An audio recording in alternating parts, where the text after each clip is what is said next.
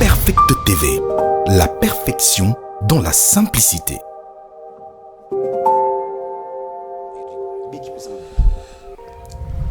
Perfect TV.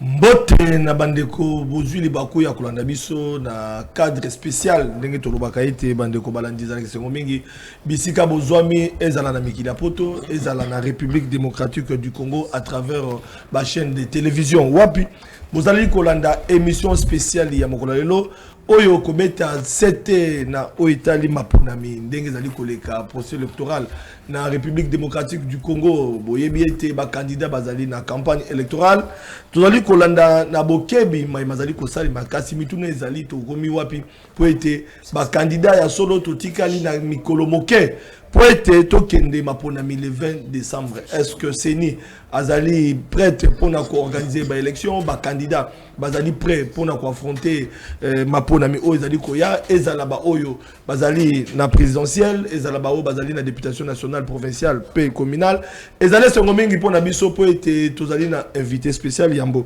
na présenter ye tozali elongo na ba confrère journaliste mwana mboka Trésor Kalafai oyo azali moko ya bae balandaka ye mingi na baitando misusu lokola na Congo web Trésor Kalafai mbote boyimana mbote na onde ko Flavien mbote pe na ba téléspectateurs nyoso batu nyoso bakozwa libaku ya kopesa biso misu pe matoi na bango tozali elongo na mwana mboka Hervé Itoma oyo azali moko ya Perfect Télévision to pesi pe mbote boyimana. Bonjour Ndeko Flavien Roussaki, bonjour également à vous mesdames et messieurs qui suivez cette émission.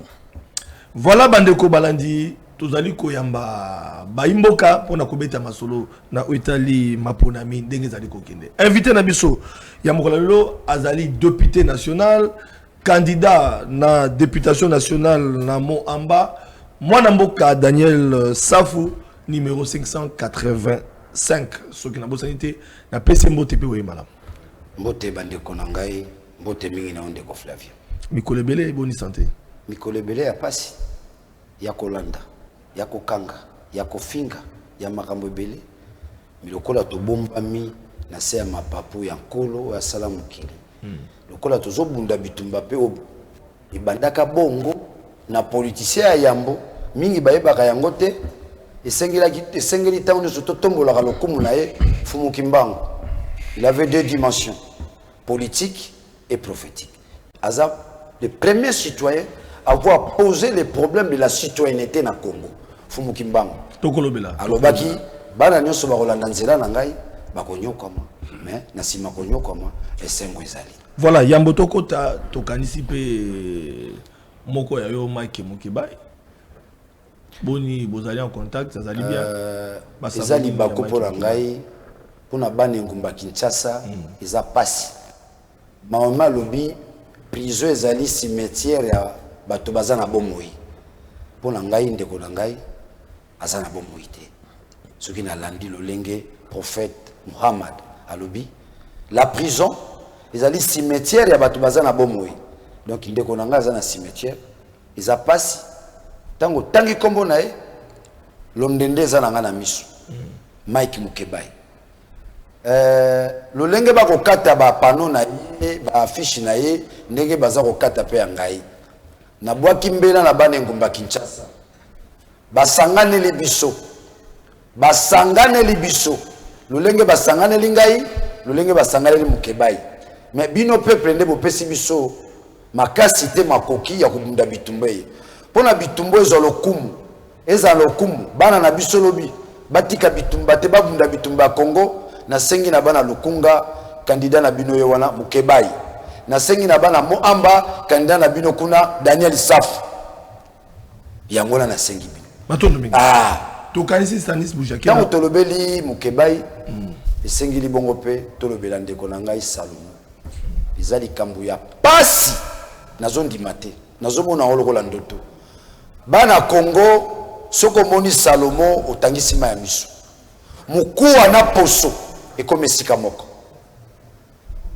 Salomon entre la vie et la mort. Ndenge la zolo baboué en pleine émission na biso Salomon. Parce que façon na mon lié bon Moïse. Na soni wana bakomi même koboya président Moïse Katumbi akende komona ndeko ya ye collaborateur na ye conseiller na ye 2 fois aki rendre ye visite baboyi mobeko ni nango biso mutaza na pasi to na boye baki kotala ete tokomi na dictature makasi heureusement pouvoir yango mpe komi na suka les 20 nyonso esili voilà tozobeta basolo olomba olobaki trone esika yango bati yo nalo tokomi le 20 décembre lobali susuma tozokoba alors ganga ndengo ganga mwana mboka lobali susuma malobe pa nalo itune nalo okokani ndeko Daniel zwa mituna ya population ndeko Daniel Safu candidat député national na ngambo ya Moamba numéro 585 yo oya na campagne lokola Félix Tshisekedi c'est-à-dire contrairement à Moïse Katumbi wa Gérard qui était na 5 ans yo zalaki na parlement est-ce que na 3 minutes okopé ça la batu bilan na yo bilan parlementaire na yo bilan na ngai eza bilan lokumu soko zwi Moamba na iloko bazobenga talatala na singi bana mboka batala talatala na talatala nde basali bilan ya député moko na Moamba nazeli moko ya député ya mbo o asali ba intervention mingi na parlement o ya m'équipe contrôle parlementaire c'est un parlement où il n'y a pas eu contrôle parlementaire biso zaki minorité contrôle parlementaire et salamité yo mona parlement ba koy sabe ministre de l'économie et suka bebongo kaka bilan la ngeza meilleur na kopesa monde ki moko mbata e na loi na assemblée nationale mbata professeur mbata ya inikin donc ngai Daniel naye moi na butu ngana zana seye professeur mbata asisa kuna na Afrique d'ici pas bazulu so yebe bazulu basala ka droit na ebité ya asisa kuna et pas bazulu aye na loi assemblée nationale et voter ngana matina perchoir na bité mobeko eza malamu te o babengi na lokota français c'est du plagiat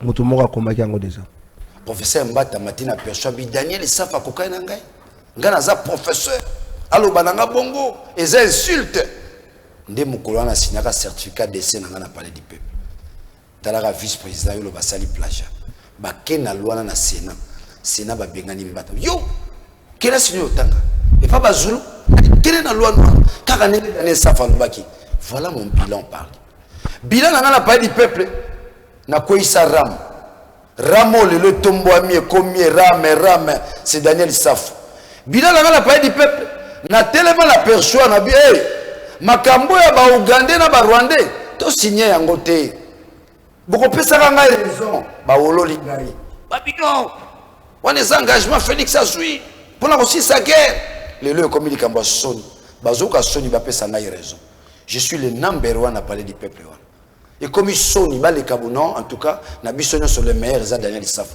bilan na la parler du peuple je suis resté na droiture na ngai na change ndenge peuple a voté ki nga opposant na tikali bongo tuna baninga bazali wa bango nyonso nde balobi na lokota français ils se sont déversés na union sacrée on a benga mikolo FC Lokoso biso na FC Bilombe FC Bilombe za biso mukeba ya betaka 9 na betaka 10 mona côté kuna na 3 ba Flavien tout baza na FC Bilombe mais bango baza na FC Lokoso okuta bakamiri bemba bango nyonso na ba bimi kaka boye toze ba muto voter te na ba collègue na yo journaliste ba ne ba katisi na ngambo parce que vous avez belé tozake belé na tikalinga moko vous avez belé to moni pe Christelle Vwanga vous avez belé oyo ba pesa ki bino penza quand même la population oui si ma ya ba combat au bomela lobby boni ba ngambo plutôt ba to boni ba katisi pe botika li boni na tikalinga moko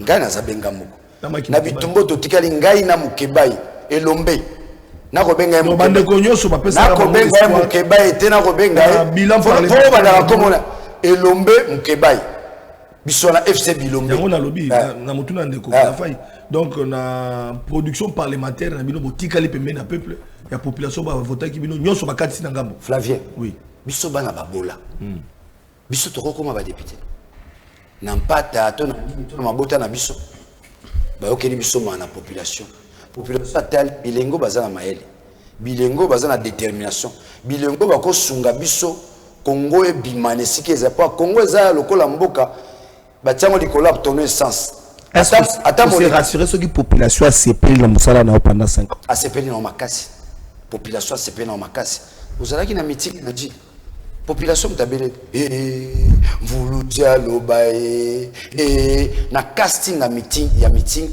ezaki prévité nga na zo parole ezaki prévité au monde bandeko na ba Jakinda la bazalaki bazui parole te ezaki prévité ezaki prévu peut-être ba pesa ndeko putu trésor parole na ndeko Jakinda la o baza ba candidat na chang ce qui était prévu mais population a baloli programme bo pesa mvuludia lobae production la ngaza kitoko moko ya bila la ngali susu la bossa la ngamote nous avons fait tomber les bureaux Mabunda pour le lobadondo les baromodondo pour voir na biso bokanga minoko pouvoir na biso mais c'est grâce à Daniel Saf na bina fimbu na parlement fimbu to koisa nini bureau Mabunda ça fait partie du bilan la ngali susu ezali l'honnêteté sans patriotisme. Je suis resté fidèle à ma lutte. Oui, mais le Rosobo ma Congo zani. Classe politique n'a besoin de koso ya kosakanate. Le koso na ngala benga. Le koso pour yo l'été. Pour na boy kolia. Papa, n'a pas ce exemple mo. Pour na bateau moni bazake pas Katumbi. Ba katiste pas Félix, c'était moyen. Montant oyeba ina. $50,000. C'est connu de tout le monde. Les 75 députés de Katumbi. Pour na ba recruter qui n'est pas à Félix, $50,000.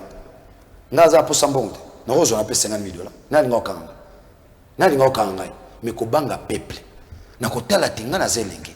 Esengeli bongo na koba na musala ya kosunga mboka pe ko sala mboka. Tazwango. Na bilala ngai toke na GB.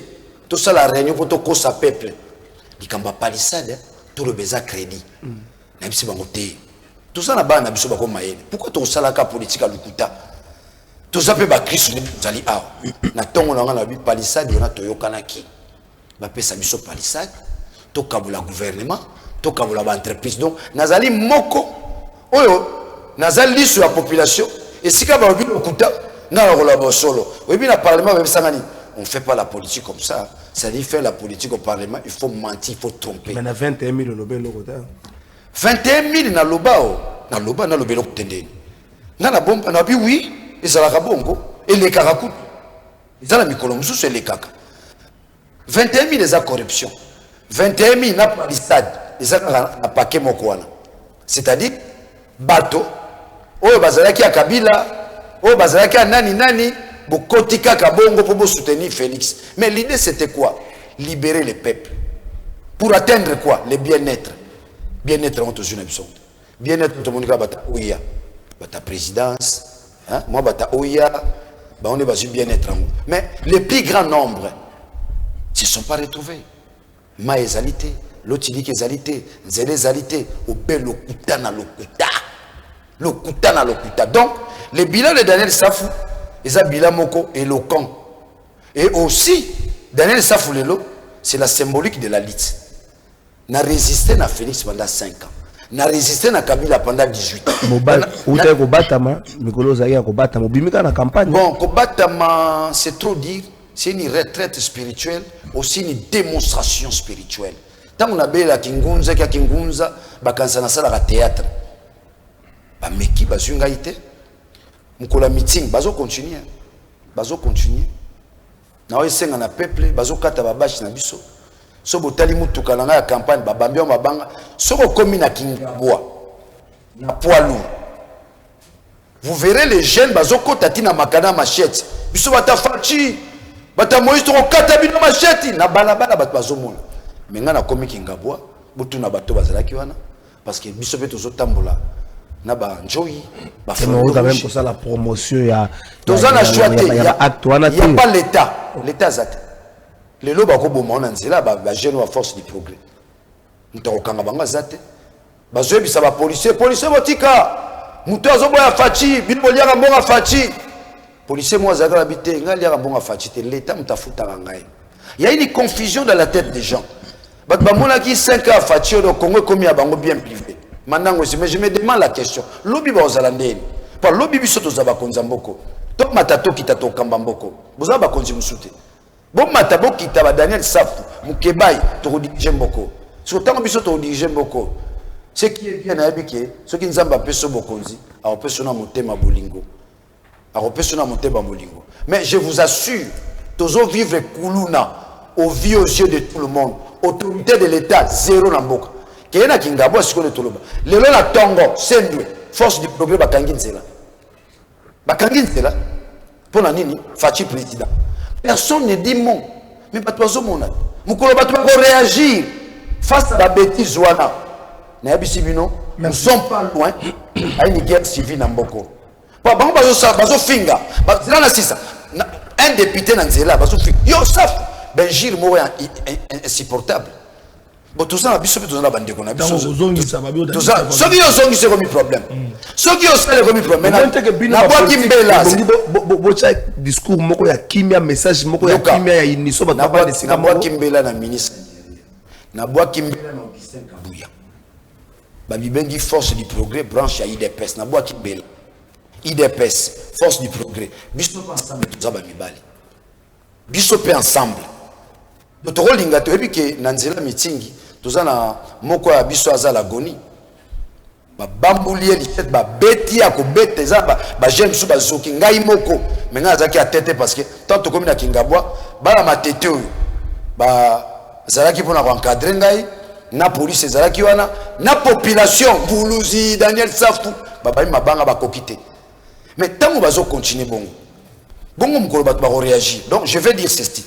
Ceux qui vont gérer les jeunes à IDPS, ils vont gérer force du propriété. Ils vont côté là 2h du matin. Intention les amis, bobo mangai. Mais yo bomi le Daniel Safu Kinshasa. Mais bobo zwani. Batu va réagir te. Daniel Safu kufi na Kinshasa. Batu va réagir te na Kinshasa. Donc to komi na position zo mona ke soko za sécuriser te babomio. Et l'état ne sait pas nous sécuriser. Bazo finga député na nzela. Yo, Niama, Nanzela, personne ne réagit. J'interpelle le ministre de l'Intérieur. J'interpelle le secrétaire général de l'IDPS. Tala toke le meeting, beti batunabiso, to komi na meeting. Soki to salela ki mobali te meeting on ngozalate. Limbisanga ezama molo batem babeta mia. Pona ko repousser bango, batika biso sala meeting. Mboko eza ya IDPS te. Mboko eza ensemble te.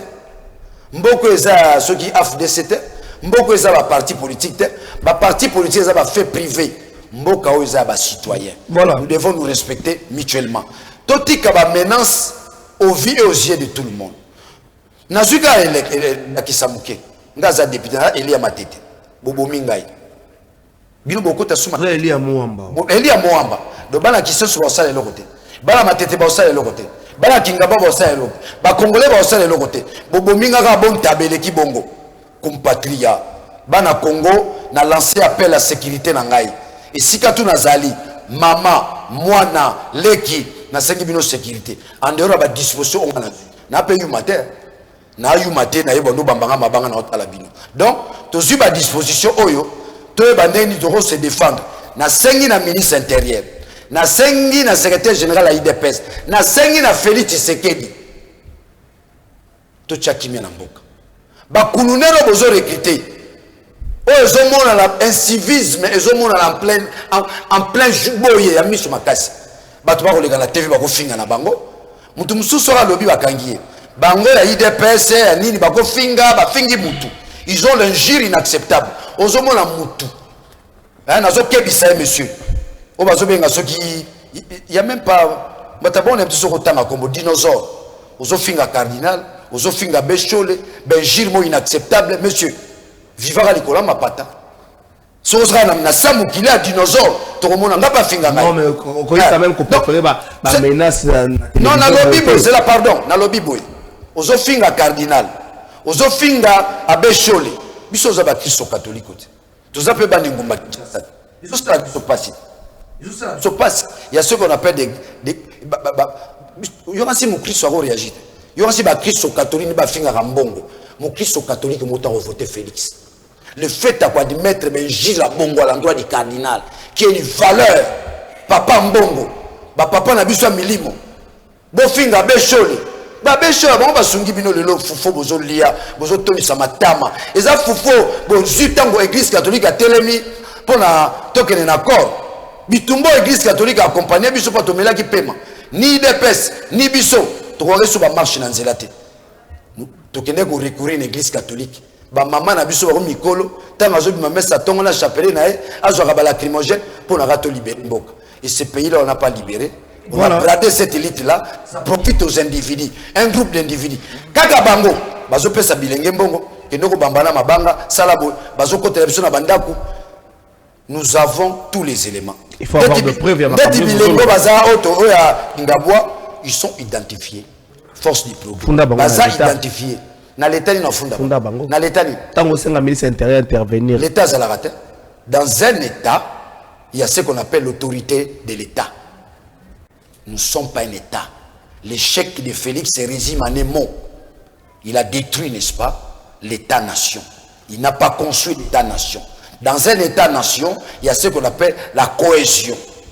Tout ça, la kabomoko. Tout le monde a l'habitude sur les Congolais. Ceux qui n'ont pas commis, Ngaza Mukongo, Ngaza Muluba, Ngaza Mungala, Ngaza Mouchaïli. Ça veut dire que vous n'êtes plus une nation. Et l'échec de Félix, au-delà de tout, ce docteur résumé nyonso, n'a pas promesse irréalisable, n'a pas détournement, nyonso, ça se résume en un mot. Félix Tshisekedi n'a pas construit l'État. Dans un État, bako finga député na balabala te, dans un État, bako finga cardinal te, dans un État, on ne peut pas gérer les prêtres, parce que ce sont des valeurs. Merci Daniel. Dans un État, député na babanga te, dans un État, bako bano katara babasha batote babandero là-bas. Donc, nous sommes dans un État à cotille. Voilà. On n'a pas construit l'État. Merci beaucoup. On a rappelé que rapport Daniel lobby parce qu'à travers l'émission, il faut pas tout à Bandeko. Tobo Zade Kabila Zalaka n'a pas béré rouge. Toka ba chaleur, le loba kenda wapi. Donc to kanisa ka place tozo kende. Merci beaucoup. Je pense que après le 20. Même temps d'antenne que force pour grand niveau ça sauter. Ce que ça ba mon appel biso za ba mibali. Biso beto ba to se préparer sur. Auto moni na nji. Auto zo mona Kinshasa. Beaucoup de c'est fini. Kinshasa. Ça veut dire que nous aussi, nous avons la popularité à Kinshasa. D'autant bien que je veux tout y. Et comme il bon. Donc même à Kinshasa, on a boîte la bana matete, bana ngaba, bana kisesu, bengumba nyosa Kinshasa. Bino mo sala, sécurité à batuna bino. Et si quand nyo so monio bazo sala des ordres, to sali bureau, boye la biso bureau quoi là, to zo réunir ba preuve nyoso, to ko déposer plainte dans ces pays. Il y a des gens qui seront arrêtés dans ce pays. Image des alliés, 2 h du matin. Ma plaque à présidence. Dans quel pays comme ça? Dans un Nyama, dans les Kako, dans une famille, dans un Batou. Maîtrise-toi, calme, merci. Honorable Safou, Daniel, dans vos différentes sorties médiatiques, vous vantez généralement les prouesses de ces grands prophètes Simo Kimbangu. Mais c'est quand même curieux de voir le même Daniel Safou soutenir quelqu'un qui est présenté comme un candidat de l'étranger, Moïse Katumbi Chapwe, c'est de lui qu'il s'agit. Alors comment faites-vous pour soutenir un Moïse Katumbi Chapwe qui est accusé de faire le jeu des rebelles M23 pour déstabiliser l'Est de la RDC? D'ailleurs, Jean-Pierre Bemba va encore plus loin pour nous dire que lui, comme VPM en charge de la défense, il détient des preuves de la collaboration entre Salomon Escadela, proche collaborateur de Moïse Katumbi, et les rebelles M23. Comment soutenez-vous Moïse Katumbi qui est dans tout ça? Oui, je soutiens Moïse Katumbi, d'abord son appui dans ma liste, dans notre liste. Son appui remonte depuis Etienne Tshisekedi Wamulumba. Cet appui exceptionnel nous échappait et le combat a pris du temps. Tu ne peux pas mener un combat durant 32 ans. Ça, c'est sacrifier toute une nation. Le combat doit être pratique et pragmatique. Tracé. Il y a l'intelligence, il y a tout. Et avec tous ces atouts-là, vous pouvez atteindre l'idéal. Moïse Katumbi nous a aidé à atteindre l'idéal. Dans son approche mobilisatrice, ses moyens financiers, sa stratégie, Moïse Katumbi, son amour, il a montré l'amour. Il y a possibilité que nous puissions fédérer nos énergies jusqu'à ce qu'on arrive à libérer, n'est-ce pas, les Congos. L'adversaire en face de nous est puissant, il est fort, il a l'armée, il a la police, il a les services de renseignement, il a les moyens, il a la population. À son temps, il y avait nos frères choilophones qui ne juraient que c'est Kabila. Il y avait nos frères Katangais qui ne juraient que c'est Kabila. C'est-à-dire que nous étions bloqués. On ne savait pas s'en sortir. Nous étions pris en otage. C'était pratiquement une nouvelle dictature. Il fallait libérer le pays. Et quand j'ai dit, vous me dites que non, tu loues les combats de Kimbangu. Les combats de Kimbangu, c'est quoi en fait? C'est réhabiliter l'homme congolais, lui attribuer sa dignité.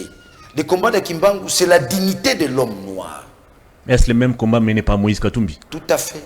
Aujourd'hui, qu'est-ce que Moïse Katumbi cherche? La dignité du peuple congolais. D'ailleurs, là-dessus, il met un paradigme en place. Un autre Congo est possible.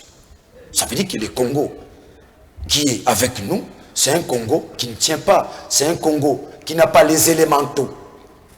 Qui n'a pas les élémentaux qui fondent un État. Dans un État, on ne détourne pas les citoyens. Dans un État, on ne vole pas. Dans un État, il y a une expression, je profite à travers ta question. Il y a une expression qui dit, les chefs ne volent pas. On vole pour les chefs. Ça veut dire que les autorités qui sont avec nous sont voleurs. Sont des voleurs. Vous prenez Ram, vous prenez Chile, j'en ai ici. Tout. Donc, les combats de Kimbangu, Moïse Katumbi s'articule, n'est-ce pas, dans cette lignée-là. Simon Kimbangu n'a pas cherché des liens avec les rebelles. Pourtant, Moïse Katumbi est accusé à ce jour de traiter avec les rebelles. Vous savez, le vrai débat aujourd'hui, c'est le bilan. Le bilan de Tshisekedi. Alors, juste pour contourner le vrai débat, parce que quand vous posez les problèmes, on vous tire vers le bas. Que Mbemba nous dise, lui en tant que ministre de la Défense, qu'est-ce qu'il a fait? Quel est son bilan? Parce qu'en fait, c'est un mythe monté par les mensonges. Mbemba n'a jamais fait une école de guerre. Mbemba n'a jamais fait l'armée. Ce sont les officiers ougandais qui l'ont accompagné, n'est-ce pas, dans ces bêtises. J'attends par bêtise la rébellion. Mbemba n'a jamais akata mokokolité. Bakate mokokolité parce que l'armée, faut bakato mokokoli. Yé bakate mokokoli. Bakate mokokolité, ce n'est pas un militaire. C'est un opportuniste. C'est un affairiste. Mais saisissez. Alors, au lieu qu'il nous dise, si lui Mbemba détient les preuves que Moïse Katumbi avec le M23, mon cher, tu sais, qui a occasionné ainsi que les M23 étaient par où? Par l'Ouganda. Les M23 est entré par l'Ouganda. Qui représente l'Ouganda pour Mbemba? Le parrain de Mbemba, c'est qui? C'est Museveni.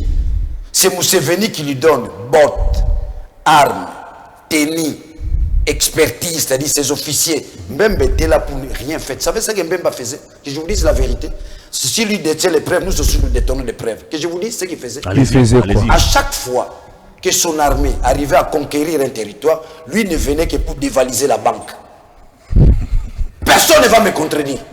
Si Mbemba le couille, qui puisse me contredire. Mais c'est l'une des raisons d'ailleurs où il se retrouve à ce pays. Il a écrit tout un livre sur ça, sur son combat. Le livre est intitulé Le choix de la liberté. Et dans ces livres, nulle part, Jean-Pierre Mbemba dit qu'il dévalisait les banques. Les banques. Mon frère, vous croyez vraiment que Mbemba a combattu Laurent Désiré Kabila pour son choix? Il y a eu combat à l'Ituri. Mbemba Mboussania, vous savez pourquoi? Il s'est battu pour les coltans, les minéraux.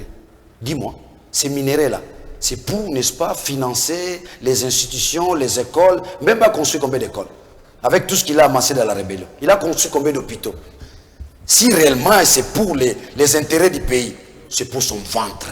Qu'on ne vous trompe pas, c'est la ruse. Comment ça pour son ventre? Mais je vous donne la... Il est né dans la bourgeoisie. Vous connaissez son père. Ça, il a pratiquement tout hérité de lui. C'est ça ma crainte aujourd'hui. Un homme qui est né dans la bourgeoisie, il se retrouve en politique pour chercher quoi? Il est ministre de la Défense. Il a combattu Félix. Mbemba a combattu Félix, avec arrogance d'ailleurs. On se retrouve tous pour se choisir qui, n'est-ce pas, va prendre la direction, la destinée du pays. Mbemba a choisi Moïse, a choisi Fayoul. A choisi Fayoul. De nous tous, la personne qui avait une grande arrogance à l'endroit de Félix, c'était Mbemba. Jusqu'à aller loin, Mbemba a traité Félix d'illettré. Les vidéos sont là. Il a traité Félix d'illettré. Et que tu ne peux pas, n'est-ce pas, prendre les devants pour nous qui avons étudié. C'est l'expression de Mbemba. Au nom de la Vous avez des vidéos? Pardon? Vous avez des vidéos? J'ai tout. J'en ai. Que je vous amène ça? Oui. J'en ai.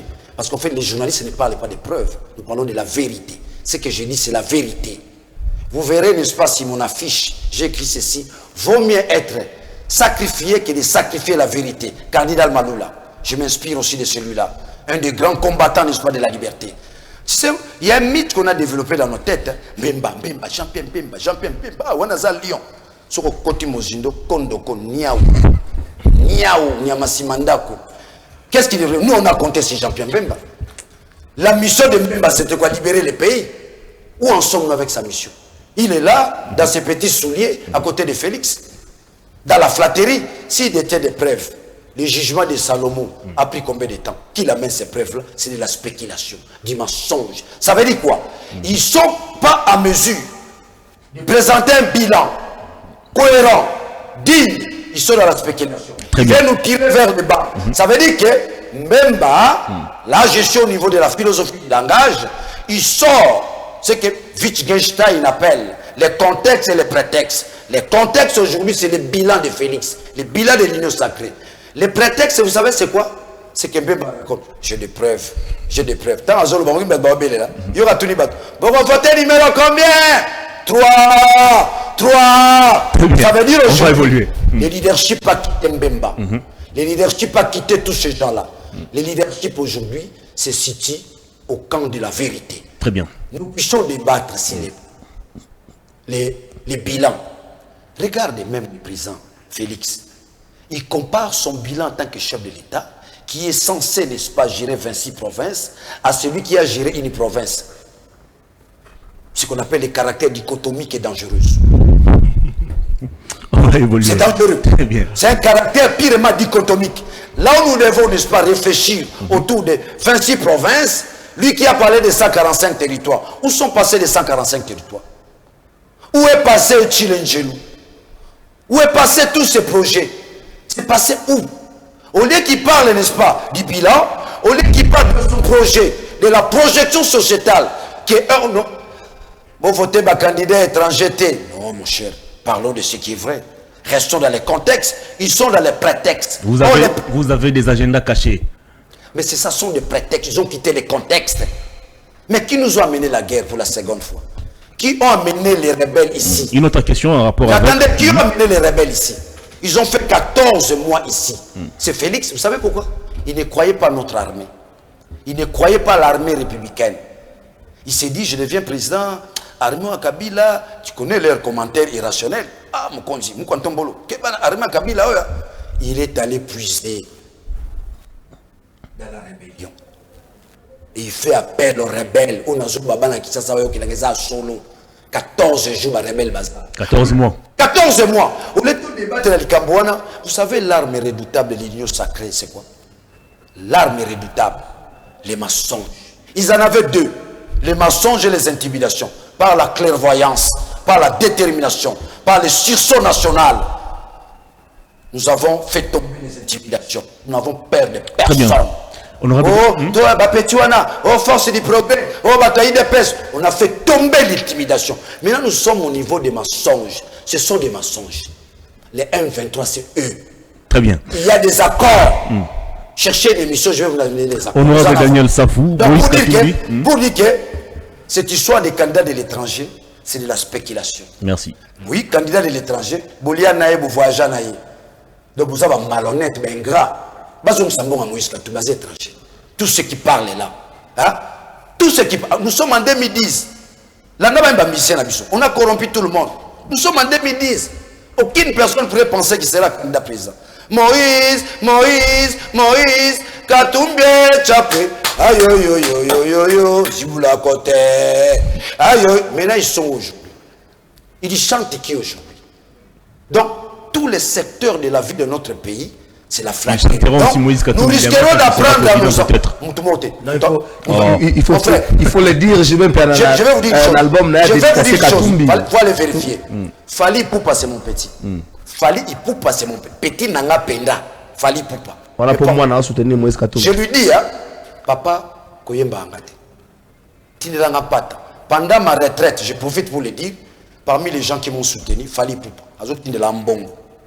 Tabakanga 3 mois na parlement. Mbongo na zome la maille na rolia, c'est Fali Poupa. Place aux allées, on a Aigle.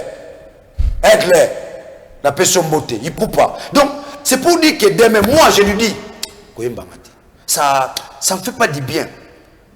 Ça ne fait pas du bien. Nous qui sommes censés engager les pays dans sa destinée, donc, les musiciens lobby, aucun politicien ne sera chanté demain. Oh, Jibayemba, oh, Nanalemba, Piaka. Et puis, parmi les idéaux, il faut que la musique place à Zali. Parce que caché à Congo, il faut recommander la musique. Non, musicien, vous avez la référence à Bora. Il faut que l'on place à Zali. Tous les gens qui sont na arna, au Kofi, au JB, au Nani, qui se limite dans le musique. Très bien. Il faut que l'on la place sur la. Donc, prochainement, il y a un député Cachot. Dans son programme de gouvernance. Dans son programme de gouvernance, Moïse Katumbi promet de mettre fin à la guerre dans les 6 prochains mois qui suivront son accession au pouvoir. Vous êtes député, vous êtes dans la commission défense et sécurité. Est-ce faisable cette promesse de Moïse Katumbi? Moïse parle de 6 mois. Moi, à un moment donné, je parle de 5 mois. Moïse parle de 6 mois. Mais moi, je vous dis c'est 5 mois. C'est une petite guerre. Même dans 3 mois, on peut mettre fin à ça. Si nous nous décidons, je vous dis, si nous nous décidons de construire une armée dissuasive, une fois nous avons une armée dissuasive... On ne construit pas une armée dans 3 mois parce que la formation minimum est de 9 mois pour un militaire. Non, c'est-à-dire que nous avons une armée qui n'est pas structurée, qui n'est pas organisée. C'est pourquoi je parle de la construction d'une armée dissuasive.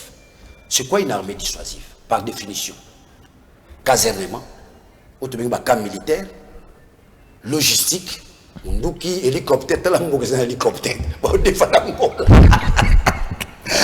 ça me dit ça, c'est comme pour la mais un hélicoptère, tu vas nous défendre Angola. Si nous avons la logistique, si nous avons la formation, il y a moyen que nous verrons une armée dissuasive. Vous parlez de 9 mois, nous avons déjà des militaires formés. Nous en avons. Mais ils ne sont pas équipés. Ils ne sont pas soutenus. Mais saisissez, ils sont victimes de mensonges. Vous verrez un président qui dit notre armée monte en puissance, mais il soutient la thèse à Wazalendo. Ah oui, non, mais les Wazalendo se sont en train de défendre les pays. Ah! Donc, ça veut dire que nous n'avons pas une armée structurée. Regarde, à travers le monde, l'armée, c'est un concept universel. Même dans sa configuration, dans son approche technique et dans sa faisabilité. C'est-à-dire que l'armée, comme on trouve l'armée ailleurs, c'est universel. Ailleurs, Basoro Azokende, Alatara Sakodo. Na Sakodo, on a nion sur na kati. Et là, on a relia, biscuit naye, mbeli naye, massassi naye. Tu sais combien on remet, combien nos militaires ont comme chargeur? Attention, secret d'État, on ne le dit pas, mais je peux vous aider. Je n'en préfère pas. Hein? Juste vous donner quelques lignes. Chez nous, il y a ma famille. Il y a des soldats qui ont mais chasseur, chasser les personnes qui ont na guerre. Ma famille. Ça veut dire que nous ne sommes pas une armée structurée. Dites-moi, qu'est-ce que Félix a fait pour notre armée? D'ailleurs, là encore, il a mis en place ces programmes qui allouent à notre armée 1 milliard, je crois. Ce n'est pas lui. La loi de programmation, c'est Daniel Safou, c'est Jeannette Kabila, c'est nous, c'est notre commission qui a projeté la loi de programmation. Mais ils ne sont pas au niveau de la praxis. Ils ne savent pas appliquer cette loi de programmation. Parce que si vous appliquez la loi de programmation, ça veut dire quoi? C'est là où je parle d'une armée dissuasive. Il y aura la logistique, il y aura la formation. Vous comprenez?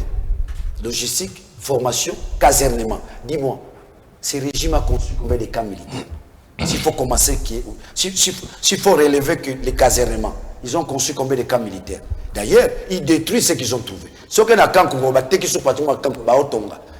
qui est grave. C'est grave.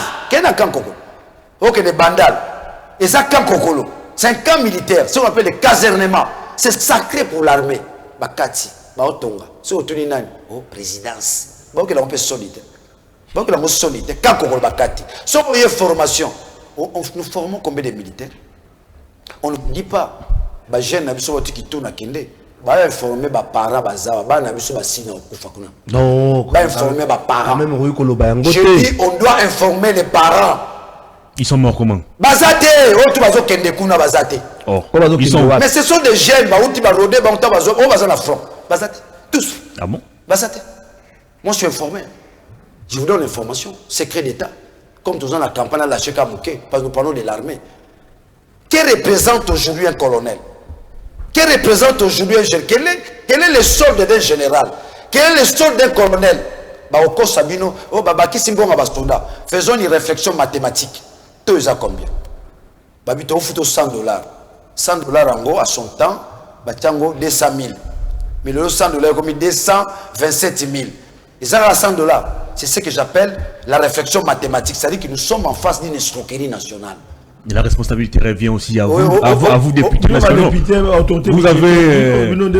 Vous avez des émoluments estimés à 21 000 dollars alors que les militaires... Fonctionnaires militaires. Pour la question. Bino ba député, merci. Bino ba député, bo tchebi soko na liboke moko. Mais liboke na fo boka bolarango. Majorité ezali na minorité. Nga na za minorité. Ato gangi. Soko gangi mingi. Ba boka ngaye. Bolukele fraction. Batinde la rabiso basi. Au moins moi si penon moni on irait reine Elisabeth. Mais soko za na nguya nzambe te yo motokeia.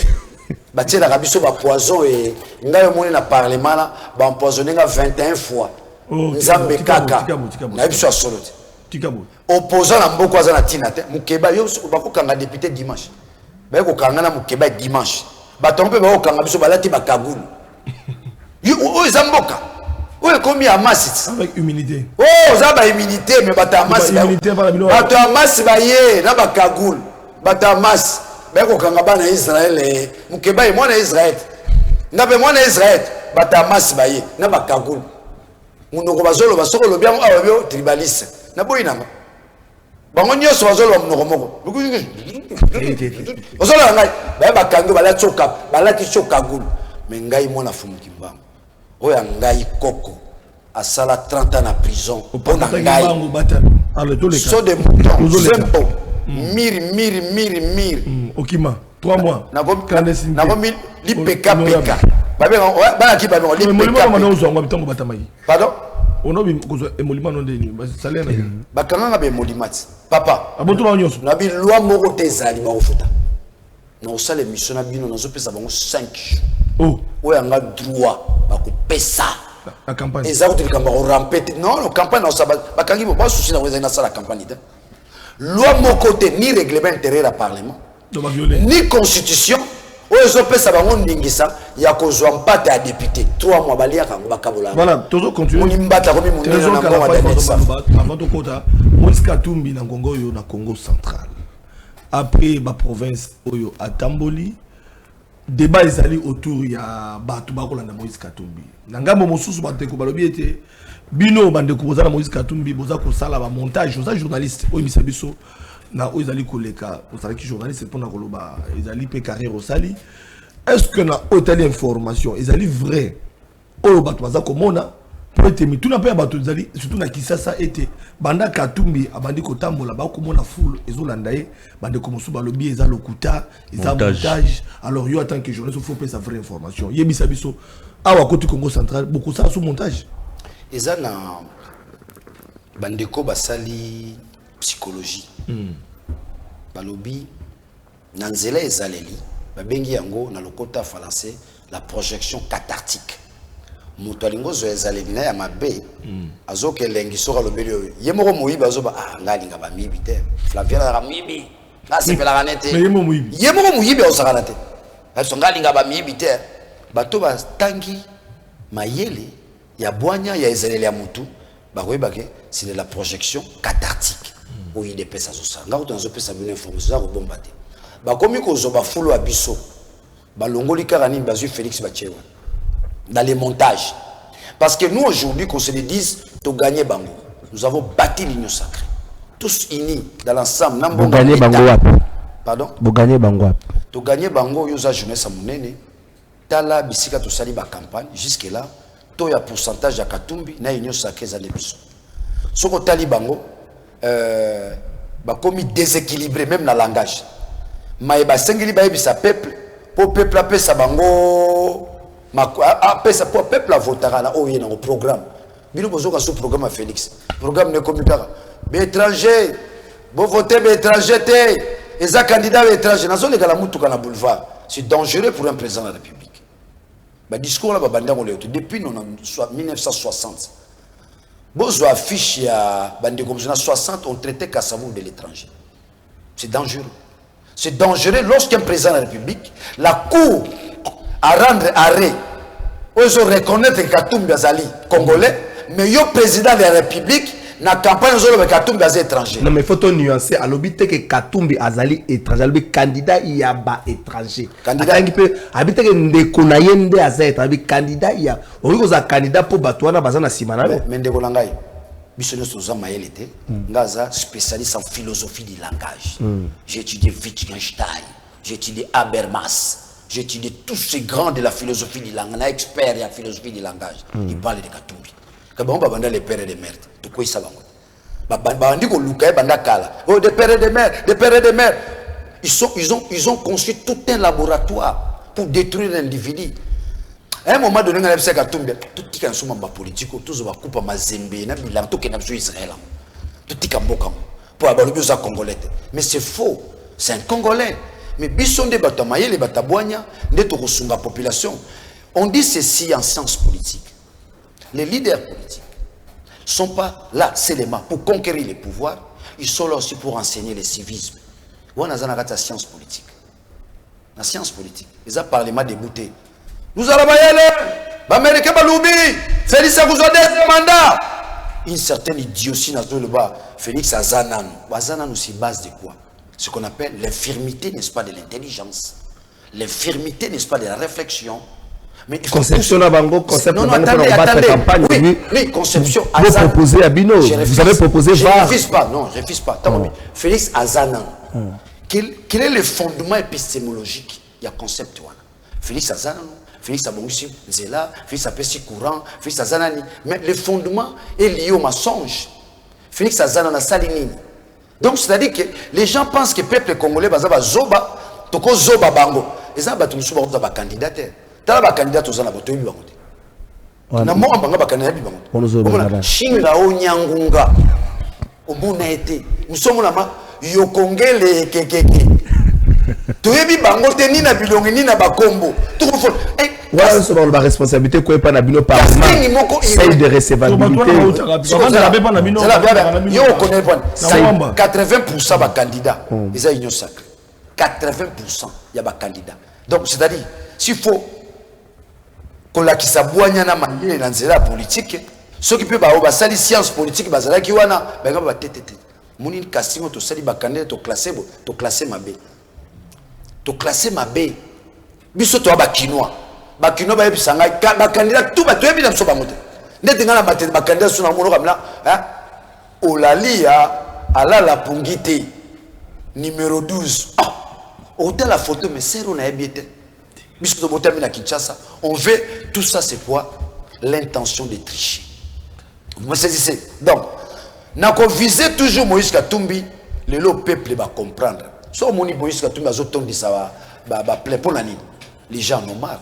C'est-à-dire que vous rencontrez la population qui a promesse na bino lukuta la lukuta obi ram combien bazo mbongo les a mbongo ram so ba tuni bango kibasa yaka nano yo kibasa mbongo ram ezab kibasa webso peuple limbisa ngai ya on tongeli bandako partout bandako zomono ezana boulevard na limité ke na limité mona ba immeuble ezotonga mala limité isa mbongo koyiba teza mbongo ram aussi programme à 100 jours hein caméra place à la pression parce que hein, au nom de l'adage les chefs ne volent pas, on vole pour les chefs. Vieka, mobala mama mida, mbote vient nangai, nazara petit na yo. Basimbi sera touche mais mikolo ya, tu bien te défendre yo. Au nom de cette expression, tu peux épargner caméra. Bana yense, les chefs ne volent pas, on vole pour les chefs. Fin de citation. Yokangai. Et puis que programme à 100 jours à Wakanga Manamboko. Bam matabaki. Programme il y a 100 jours, les gens seront arrêtés dans ces pays. Tard. Même à titre posthume. Au coup de tout s'ambition. On va procès à titre posthume. Bakunde le pendako. Ata bakunda ga.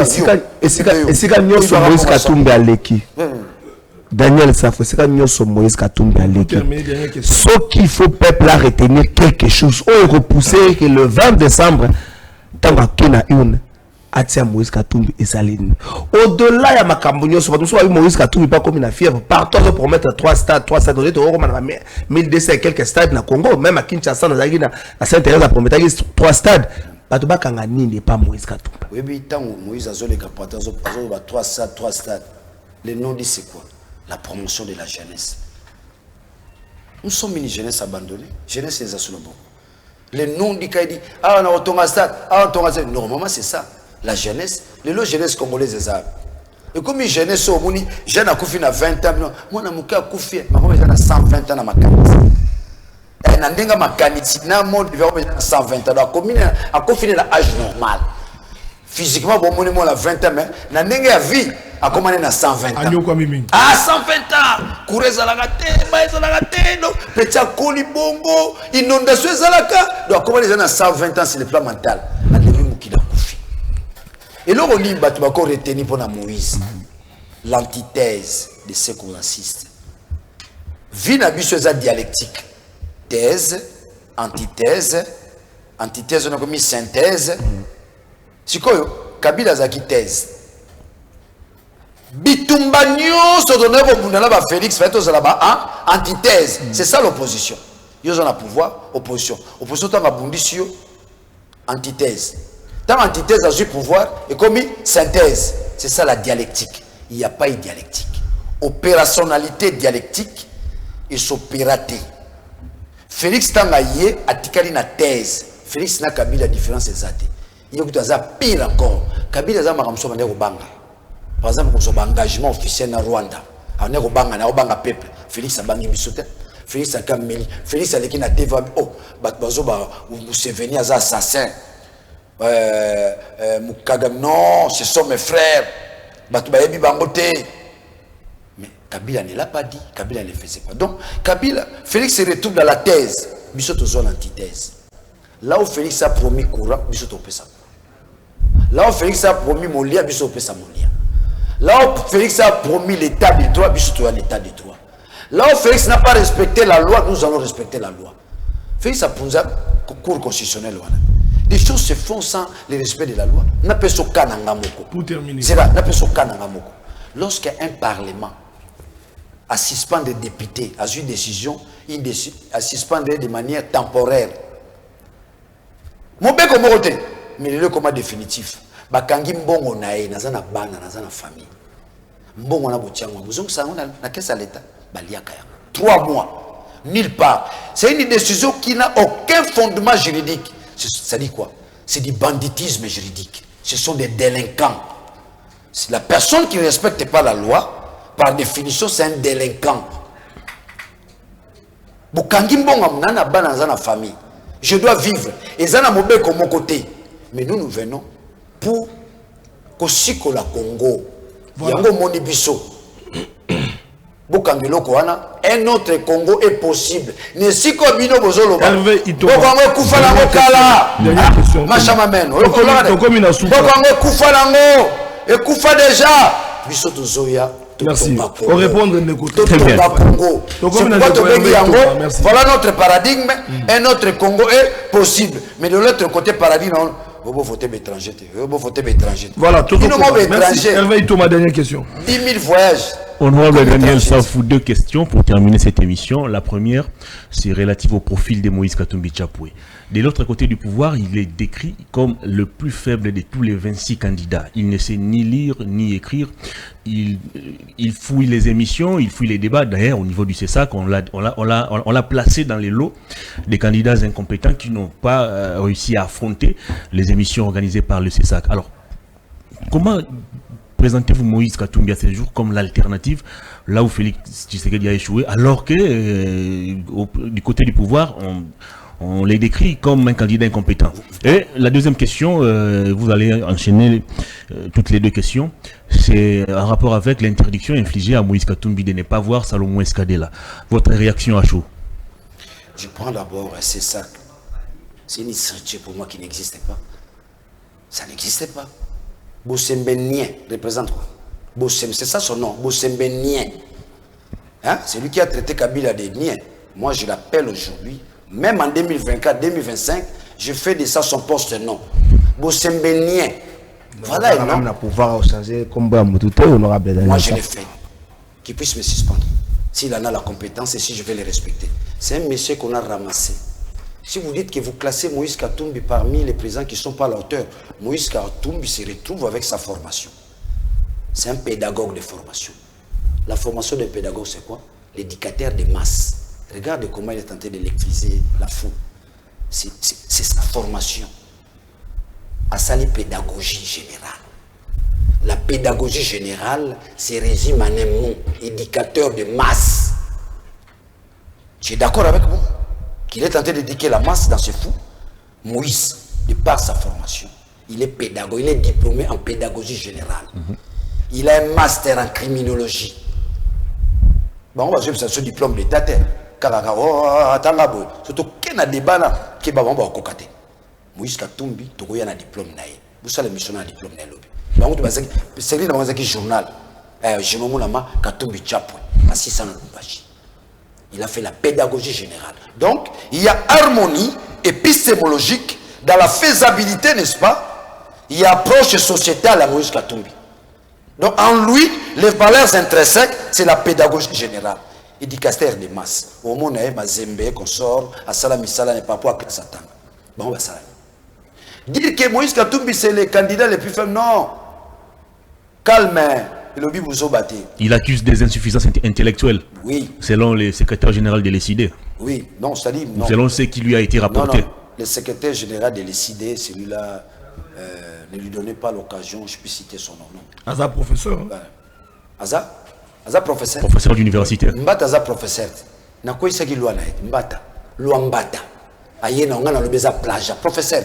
Tabake na on a Sénat, Wabidanen, ça faisait la raison. C'est-à-dire que Mbata et moi, qui est plus visionnaire, qui est plus tactique sur les plans scientifiques. Je crois que c'est nous. Donc, le monde qui a un titre, ma profession, la capacité cognitive ne relève pas, n'est-ce pas, des attributions des diplômes. Le diplôme à Pamba là-bas, tu as moyen de Zangi, pas professeur. Professeur. Oh, Nabi moyen de Zangi. Au SOPC Big, à Simonette, c'est un fou. Professeur. Moyen de Zangi. Bon, signer un écho. Kasasi, c'est un fou. Bon, on a matala, je signe. Rebelle, monsieur Wana, photo le bénin. Lui là aussi, il a été avec moi. On l'a acheté comme du pain corrompu. Aujourd'hui, il critique Moïse Katumbi. Regardez ce qu'il dit ici, Moïse Katumbi. Nakina Chouaïli. Baba Mamungu, Moïse n'a le bâtiment comme Rwanda. Je vais dire simplement qu'ils n'ont plus d'arguments. Ils veulent nous tirer dans la boue. Ils n'ont pas d'arguments. Au lieu que lui, Moïse Dozangi, qu'il lui parle de son échec comme ministre, azoté comme un diplôme. Naïbiso azoté comme un diplôme. Ministre azoté comme un diplôme. Papa Nangai. Ba fanti les osamamba. Asenga ba $10 pour le diplôme. Bon, on est ça. T'as la $10 à Betidia Congo Mobimba. Atia na poche. Nous mon ékingo ne vimbi on a muyibi. Muyibi ya ministre Moïndo Zangi yake na kude. Papa ngo solo bia yibi. Et subi no pour lobby que Katumbi a gotanga Rwanda te. C'est comme Katumbi ko alobate. Mais yo za journaliste. Et il y a lobby. Nous avons des images au Katumbi. Oui, la TV5. Regarde. La référence c'est c'est-à-dire que baza sur le logo alobate. Et tikale mukebo lam kana tonga o Katumbi a violé reine Angleterre. Boyoka. O Katumbi ne bomona kana a violé reine Angleterre. Assez à viola. Donc ils n'ont plus rien. Ils sont vidés de toute substance. Basatanda qui est logo salamate. Mukontombolo, oh, Fachazanano. Siko baromi ko raisonner 2 fois. Ils seront bâtis les 20. Ba plein on les a dit vrai faux. Ba plein au moni. Na lobia. Ba montage. Na lobia. Ba kino ba landa. Na lobia. Ba kino ba landa en direct. Batika lokuta. Obi batuna biso ba benga ka diosha. Donc on sala ikamba kosti ba. Donc ils vous imposent nous kuta ba kino vos amis bali. Muninga on ba la imposer oté. Fachi kaka, Fachi c'était nga numéro 3. Pour la niveau de la nationalité, tout le monde dirait candidat monde dans les caméras, candidat yo Moïse Katumbi. Mais tout n'a pas pour la niveau coach affiche dans salle des martyrs. Bon, salle des martyrs ça Félix. Ils a Fachi. Yem tatonga. Ils a famille na bango. Salle des martyrs. Ils a bisonyoso. Pour la nini bisotochi affiche dans salle des martyrs. Au moni ba muyaya, ils payeront les prix des mains. Yécoute-toi, azira to kangé na mbonga redevance. Na lobby to kangé na mbonga tala. Mouya ya yibi na niveau moko mbonga redevance nana ba bref. Ah bon? Que nous retournons au syndicat RTNC. Nazara ba preuve nyoso. Je suis en contact avec les syndicalistes. Batouama Obanga. Daniel na Lubibo. Mouya ya ayibi ya solo. Bolanda te soba. Rebelle soba. Muyibi. Moi nano moni wana. Tala ba pano. Tozala naki muyibi. Na ba détournement.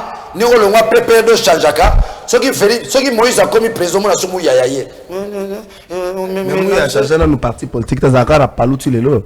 À changer nos partis politiques, nous avons un palu tous les lots. Bon, on a souvent un parti politique. Oui, on a compte à palu. FCC, bah qui na FCC, bah tika FCC, bah y a nani. Union sacrée. Na Union sacrée. FC Lokoso, FC Lokoso. Donc on est à la gare sur la mugina tongo. Mukwantombolo, Fatube, FC Lokoso.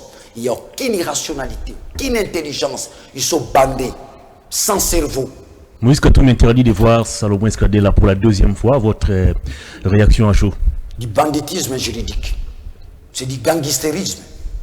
C'est du gangstérisme. Ça veut dire que, ça au moment là, on a 5 ans, on a bon éternel. Bon solo que yo, za maladie, on a nous talent d'économie, mais nous sommes tous en pouvoir. Toboya. Tu vois le niveau que nous avons atteint. Soyons humains, soyons humanistes. Tout ça, la politique, il y a joué, il y a candidat, il y a un côté, pour nous dire qu'il y a un côté. Kassavou Bakenda, Mobutu Kenda, Laurent Désiré Kabila Kenda, Joseph Kabila Kenda, Félix Pako Kende. Donc, Bano Bazotinda Bango, Basala ba désordre, Baeba ke Félix Pako Kende. Na ingina beta mbela, na ebite soki audio bako nini, bako tchela nga image wala. Ghana, après Kwame Nkrumah, c'est Jerry Rawlings. Ça dit coup d'état en 1979. Avec pour légitimer pouvoir en 1981. De 81 à 2001, Jerry Rawlings Métis. 50% Ghanéen, 50% Mundele. Mais moi, na Ghana, a dirigé Ghana, a développé Ghana, a tiki Ghana, Jerry Rawlings. Na lingabata la yewala. Na koche la binosu ya Botswana. Tout ça batali bosote, autoponi leader Métis. Maman na congolaise, tata na ye Juf, mais ça bénédiction pour Nabiso.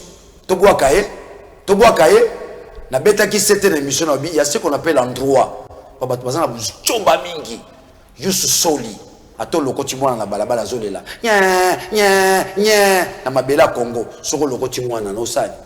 O luka mwana to pese mboka nini? Ataza mundele. Ako bénéficier na nationalité na biso, ce qu'on appelle le yusu soli. Tangu mutabota mi na maman congolaise, to papa congolais. Maman to ekolo mususu mais makilanda bwa Congo wana ya to bengi yusu sangini biso to ke classe bilo professeur Ndomba tangi sangai yusu sangini. Donc Moïse Katumbi il a le yusu soli, il a le yusu sangini. Abotami na mabela Congo, abotami na maman congolaise ozola na ngai. Donc c'est-à-dire aza congolais eza libunza tozui we ba biso ba noir biso mo toza ba juif biso ba noir to ba juif. Les noirs nous sommes des juifs. Ce qu'on lit, c'est l'émission si Congolien Totila. Le premier pharaon, c'est un noir. Kuna, c'est un noir. Botoza Kunate, maman na ekaka. Yus Sangini. On est en classe. Comment en classe 1 plus 1 égale 2. Ils ont raconté le terme parlement debout. Vous savez, nous sommes le seul pays où l'idiot veut conduire à nous engager dans notre destinée. Aux humains, imagine, nous batangate. Mais au moment où on a parlement debout. Après les 20 parlements debout, ça sont dans beaucoup côté. C'est pas eux à décider. Non, c'est-à-dire que nous sommes en face de l'intelligence. Le Congo a tellement de problèmes. Il faut que le Congo soit engagé dans sa destinée. Qui engage le pays dans sa destinée? C'est celui qui a la matésie Silver Salis, l'intelligentsia. Tout va dans le quartier. Moi, je suis en Colomoroté. Je suis chef du quartier. Vous discutez. Il est chef du quartier, il est commaté. Il est chef du quartier, il est commaté. Il est calculé, il est en bon côté. Il est chef du quartier. Il va discuter. Bon, il est en train de se faire. Il y a un peu de temps. Il y a un peu de classe. Il y a un peu de temps. Il y a un peu de temps. Il y a un peu de temps. Il y a un peu de temps. Il y a un peu de temps. Mais bino bozotanga biso bazotanga telo bakomba cause na okata mo nevolo bo fana na bino net bo ba courage net tata na bino ki ngunza kakala bokomba ministre kola mona ministre bazoba baza bazali na gouvernement de ba ministre bazoba. Mais papa limbisanga peut-être mona on a fingi mais le nom dit de l'intelligence c'est quoi? C'est l'idiotie. Bon, la réalisation de la vidéo, moko awa, au commenter. Nakasi Batbamoni Jerry Rawlings. C'est un métier. Le Ghana, étranger. Il a dirigé les Ghana. Jerry Rawlings, c'est un métier. Maman naye na tata naye baza ba Ghana été bamonyos. 50%. Au nom de Yussi Soli, Yussi Sangini a dirigé Ghana. De 79 à 2001. Et d'ailleurs, l'histoire retiendra. Yem t'a développé Ghana. Merci. Bisopene Moïse Katumbi a développé. Non, honorable Daniel Safou, vidéo, moi, babi réalisation, Sengi Tolanda. Et j'ai toujours dit ça.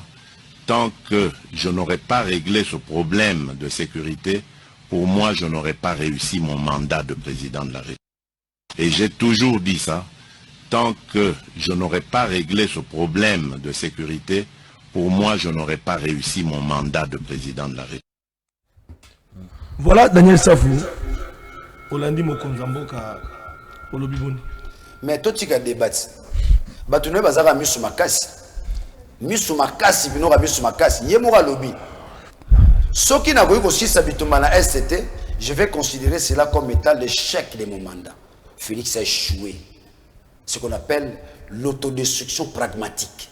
Le CG s'est détruit par ses propres propos. Il n'y a pas de débat. Oui, ça y est. Tant que bazo boya, bazo ya oh Moïse Katumbi est étranger. Oh Mbemba Lobi, naza ba prêt pour na Salomon. Tout à 2 minutes. Est-ce que 1 minute. Biso za na besoin makambo, tama mtoza na besoin. Yo na tangela binon. Ils a 63. Les promesses à Lukuta, Yoka. Le pays n'a pas de passeport depuis 2 ans. Le pays n'a pas de permis de conduire depuis 5 ans. Congo Airways manque des aéronefs depuis 2 ans. Les 1-23 occupent l'est du pays depuis 2 ans déjà. Les Mobondo occupent plusieurs localités dans le Kwilu et Maïndombe depuis 13 mois. On m'apprend qu'ils sont maintenant dans le Bas-Congo. Projet Tchelin Zulu, 800 millions de dollars volés par les frères des tribus de Fetchilo. 800 millions. 800 millions. C'est boy. So ba moni na kosiba ke na coup de casse. Pour ba on so olobi vérité. Tukufunda. Programme 100 jours. 600 millions volés par Vital Kamere, Massaro, Jamal et plusieurs conseillers frères des tribus de Fetchilombo. Tous les prévenus ont été libérés et nommés aux fonctions importantes. Il faut mettre les tribus mais l'argent du peuple n'est jamais retrouvé. RAM, plus de 900 millions volés par Kibasa et, comme je l'ai dit, les chefs ne volent pas, on vole pour les chefs. Rétrocommission, 15 millions volés par les proches collaborateurs de Félix Chilombo. L'argent Covid-19, 269 millions de dollars volés par les ministres de Santé. Ça, je le fais à la mémoire de Moukebaï Koso. Place à Zata Mazoyo Kaboye. À Oyoka Moua Kimia Moukebaï Nazo Tangela. 12. Exode rural massif. On a tiqué, on est comme un tribaliste. Assassinat ciblé de Cheriba Okende, du juge Yangi, de l'avocat Ephraim Banzou, Misongo, du général Delphin Kaimbi. 14. Massacre des marcheurs pacifiques Katangé. 15. Massacre des marcheurs pacifiques civils adeptes de Bundu Diamayala. 16. Massacre des civils adeptes de Wazalendo. Le Félix Azokoumi Sabango. Mais bon, on est banzinzi. Massacre des jeunes Katangé militaires de l'INAFEC à Lubumbashi. 18. Massacre des Katangé de Kolwezi dans l'opération criminelle Kanyamaka CC. 19. Phénomène kidnapping à Kinshasa et dans les Hauts-Katanga. Tout le monde en est-ce que dans un état de droit, là où il y a l'autorité, pour ça on parle de Koutana Zalakite, on a preuve là-dessus. Un paiement dans les 26 assemblées provinciales. Les députés provinciaux, tu ne pas un pays. Mais il y a quand même. Il y a bien de place de Daniel Safou. Place de Daniel Safou, on a d'abord réclamé le droit. Mais on va la primature. 26 provinces, les députés provinciaux. Mais un paiement des agents et fonctionnaires de l'État, pas un payé. Tel est ce qu'il m'a dit, après ça, un numéro matricule sans salaire. Liaou. Liaou, ça va numéro. Même papa, il y a ce qu'on appelle les plannings. Vous devez planifier. Quand ça la population, au moins honorable, il y a un numéro matricule, il y a un peu sangai. Après ça, ce qu'on appelle la ruse, escroquerie nationale.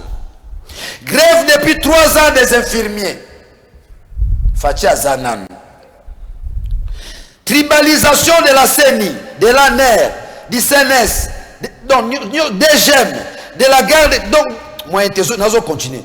Tribalisation de la Cour constitutionnelle, Cour de cassation, présidence de la République. Quel est le président de la République? Kolobate, Sokolobi, il y aura Bangwa, Sokolobi, Akusala tribalisme. Il faut pas kangaye. Et s'il était trois feuillets. Destruction de la SNEL. SNEL les a. Kabila Tika SNEL Nandegeni. Fatia Zanan.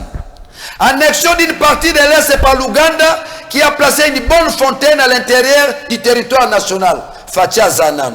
Occupation d'une partie de l'Est par les forces armées étrangères de l'EAC. Fatia Zanan.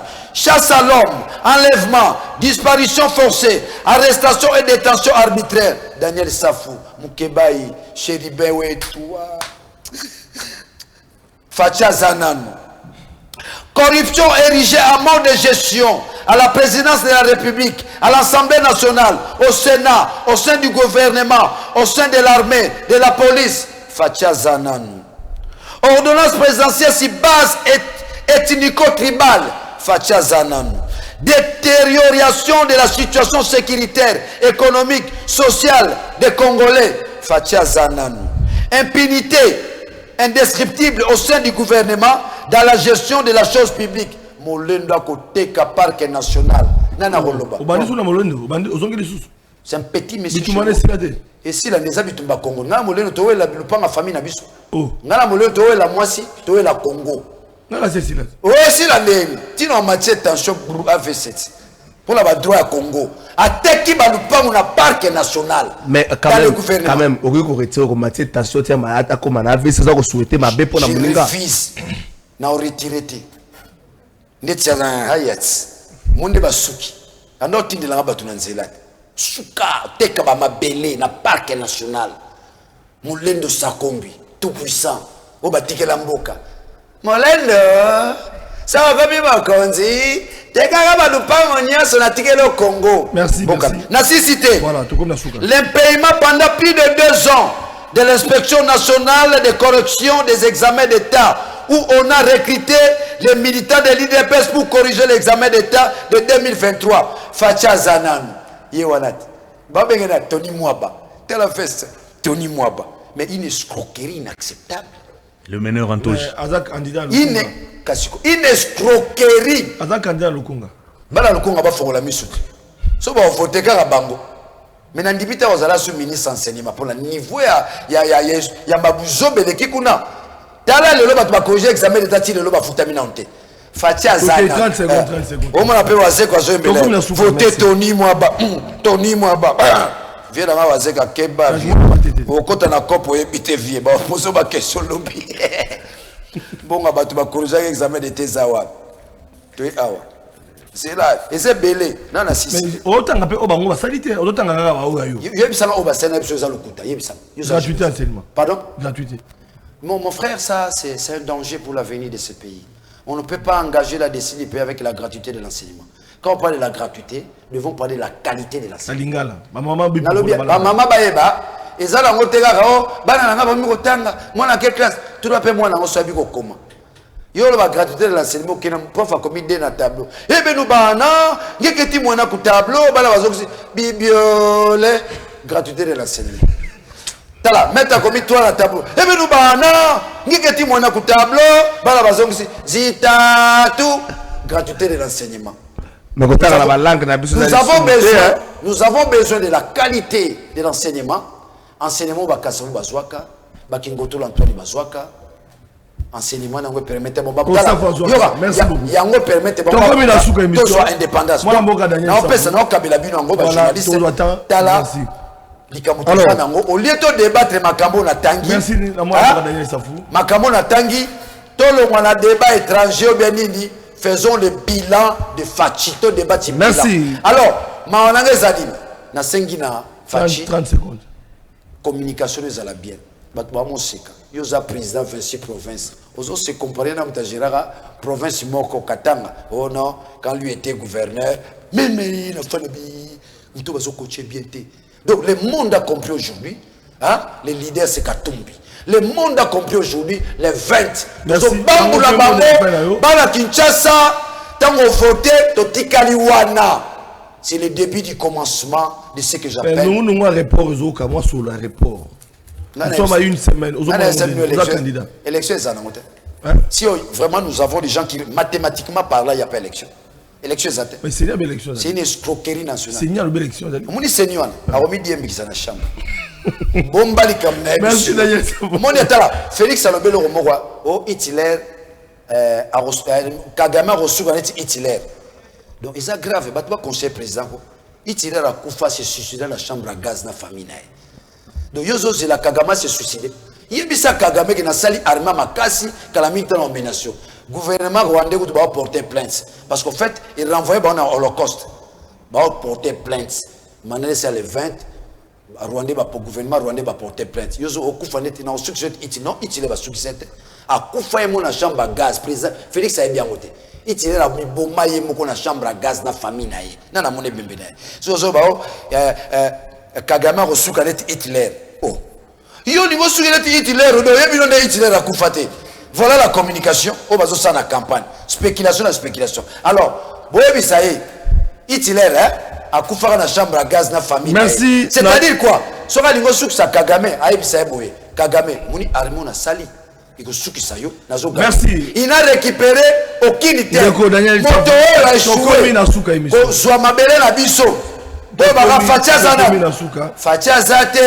Merci beaucoup. Merci. Et comme Katumbi. Merci. Katumbi Chapwe. Moïse, Katumbi Chapwe. Aïe, Zibula Kote. Merci, Daniel Safou, candidat numéro 585. Génération 585. Merci, Nabande. Équipe technique. J'avais la bonne pardon, Fabien. Bala Mwamba, Babsinga vie. Tokanisa qui ont postulé. Taba Monuga 585 bien Kabouya Kabouya Suki merci na trésor merci na arrivé merci na grande équipe technique télévision merci na DG Peter Tiani Bolande la ba PV la ngai na Kabouya na bino na invité Mususu Matondo Mingi Kabouya Suki Kabouya Suki Kabouya Suki kuna IDP sera zuita siège mona mwamba na tiki politique. Na tiki politique. Na osabila ngana na bakongo. Ba ozwa siège na likamu. Perfection dans la simplicité.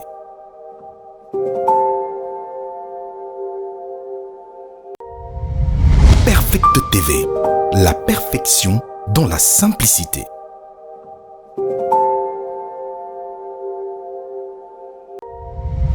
Perfect TV. La